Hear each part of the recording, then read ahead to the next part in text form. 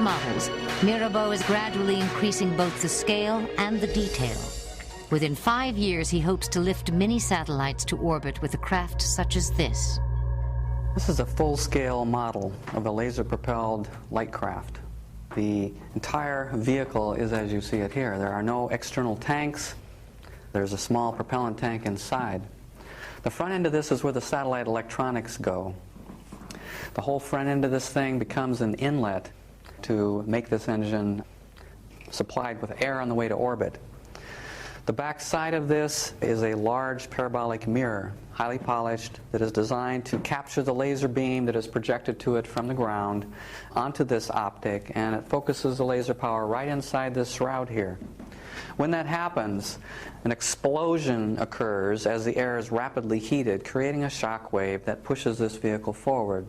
As the beam is rapidly pulsed, the engine is continuously propelled on its way to orbit. Why should astronauts have all the fun? I want to go to space. I can't afford it. It's too expensive. I could afford it if it was for the price of an airline ticket. And that's why I'm developing lightcraft technology, because it would open up space to everyone. There's even a second generation of ideas about beam-powered spacecraft.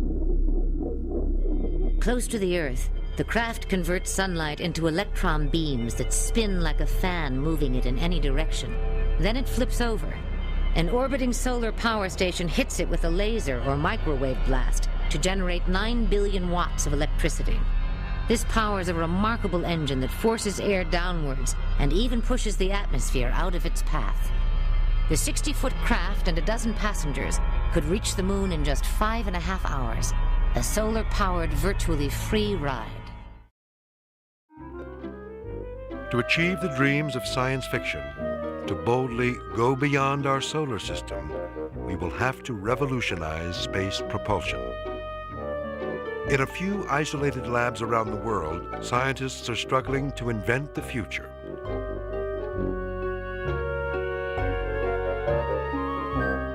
Working at a missile range in White Sands, New Mexico, Dr. Leik Myrabo carefully hones tiny prototypes of a vehicle unlike anything ever put into space.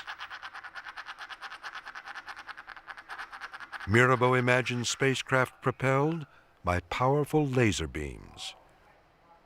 A high-powered pulsed laser beam comes in the backside here, reflects off this parabola, and focuses inside of the engine here. The light is focused to such a huge intensity that it just breaks down the air here and blasts out a very strong shock wave, and in so doing propels the model forward in a series of pulses. The temperatures inside here, when the laser is on for about 18 microseconds, are of the order of 10,000 to 30,000 Kelvin, which is 4 to 6 times hotter than the surface of the sun. Aspects of Myrabo's design go back to the 1950s, including its flying saucer-like shape. His innovation is to use an energy beam as propulsion, eliminating the burden of a spaceship having to lift vast amounts of fuel above the atmosphere.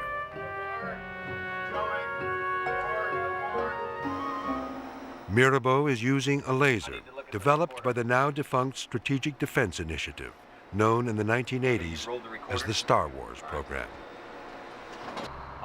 With the laser pointed upward, a high platform must be maneuvered overhead to block the beam. This laser is so intense it could accidentally cripple a satellite orbiting above.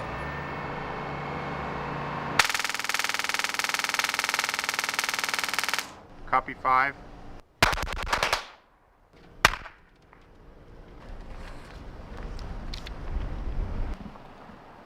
Steve, are you arming?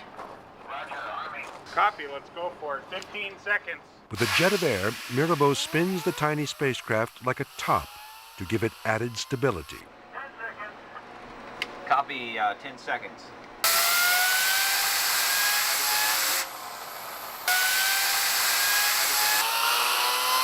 5, 4, 3, 2, 1, fire!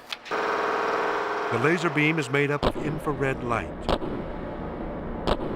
As the beam pulses, it It strips air molecules of their electrons, creating an explosive plasma that propels the craft from below.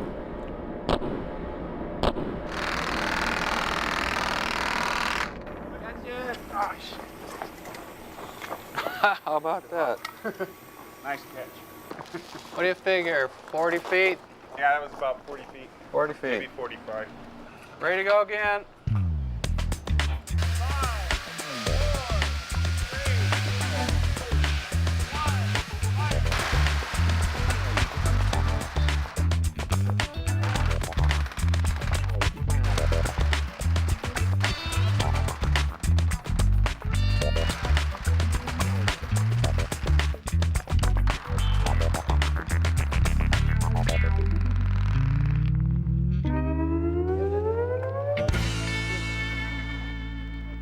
Fried.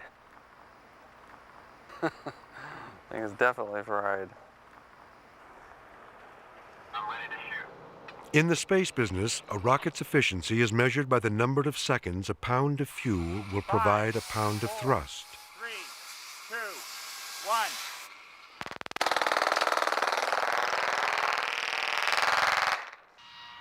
The higher the number of seconds, the less energy it takes to propel the craft, and the more efficient it is. The space shuttle main engines have a measure of efficiency that's about 450 seconds. In the laser heated rocket mode for a light craft, its efficiency would be of the order of 1,000 to 3,000 seconds. So we have a factor of 2 to 6 better fuel efficiency than the shuttle. That translates to smaller fuel tanks, smaller structures, smaller engines. Everything shrinks enormously compared to the shuttle, which is, say, 90% propellant at liftoff. A modified version of Myrabo's light craft, now being studied by NASA, would get off the ground using helium and a type of low-thrust rocket engine. It would trade lasers for less intense microwave energy, generated by a satellite that collects power from the sun.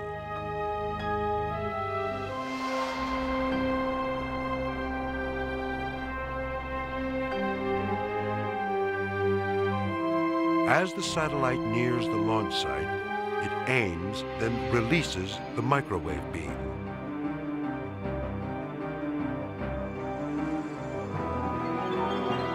The light craft diverts a portion to its perimeter for propulsion